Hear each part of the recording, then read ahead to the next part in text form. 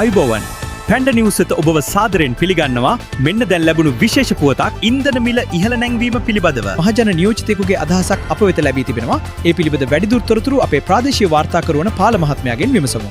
ආයුබෝවන් පැන්ඩා මේ වනකොට ඉන්ධන මිල ඉහළ නැංවීම පිළිබඳව මහජන නියෝජතයා පවසන්නේ ජනාධිපතිවරයාට. ඔත්තේ දිනවලදී ජනාධිපති ධූරයේ දරන ලෙසත් ඉරට්ටේ දිනවලදී විපක්ෂ නායක ධූරයේ දරන ලෙසත් ඔවුන් ඉල්ලා සිටිනවා. ඔවුන් එලෙස පවසන්නේ එසේ කිරීමෙන් ජනාධිපතිවරයාටම ප්‍රශ්න ටිකක් පවසා ඔහුටම එම ප්‍රශ්නවලට පිළිතුරු සෙවිය හැකි බවයි.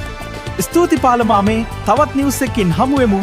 මම EEBM පැන්ඩා රටවට කර බැමි ගැහුවත් අපි ඔබ සමගයි.